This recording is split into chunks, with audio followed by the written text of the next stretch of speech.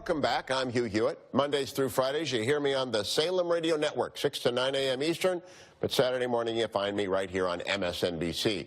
Here's part 2 of my exclusive interview with Mitch McConnell, the Senate Majority Leader. As we return to the conversation, we bring up whether or not Republicans and Democrats in the world's greatest deliberative body will ever be able to work together again. Let's go back to your predecessor as leader, Harry Reid. He did a lot of damage to the institution, especially when he packed the D.C. Circuit.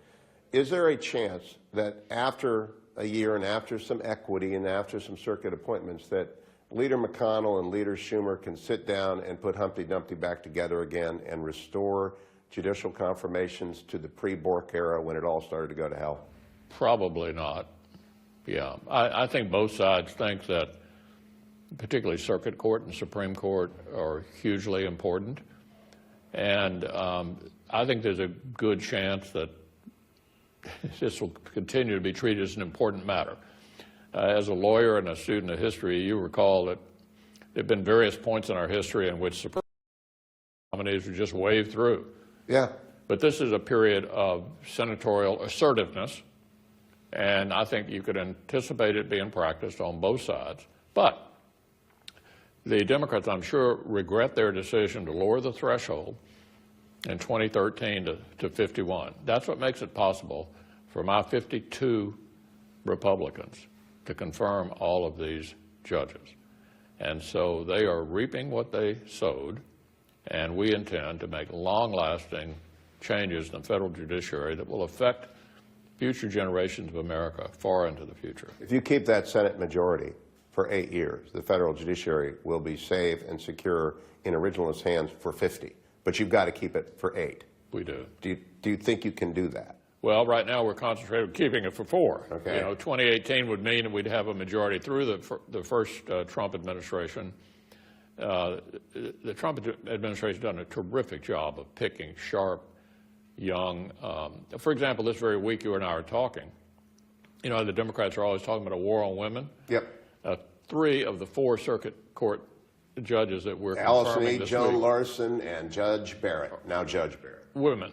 Women, and outstanding and young, and who believe.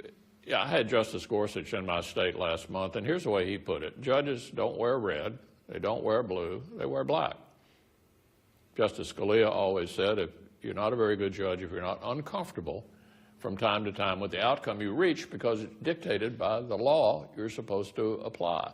These are the kinds of people that we are putting on the circuit courts. I want to wrap up, Senator McConnell, by talking about big tech. And I've talked to the Speaker about it and the Leader about it, and they got banged up in the Senate this week by Tom Cotton and others.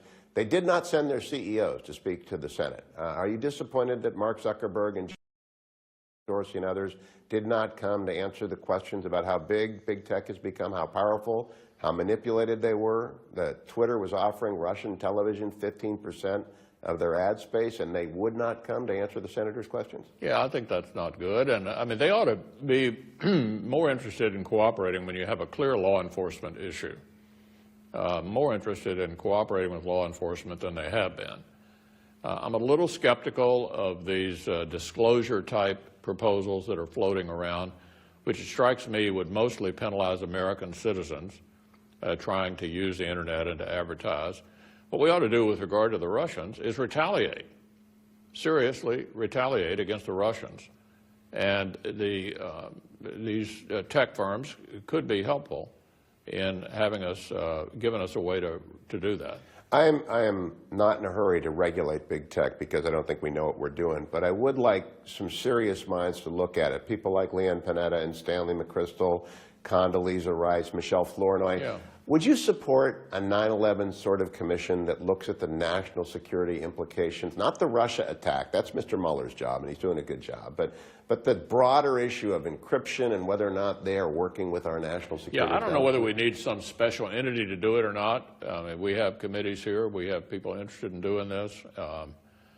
It certainly would help if the CEOs were willing to testify, but I think it's a big subject with a lot of national security implications and a lot of First Amendment concerns as well. This is a tough area, trying to figure out how to balance national security versus the First Amendment. That's what I wanted to end up on. You are known for McConnell versus FEC when I teach my con law students in California.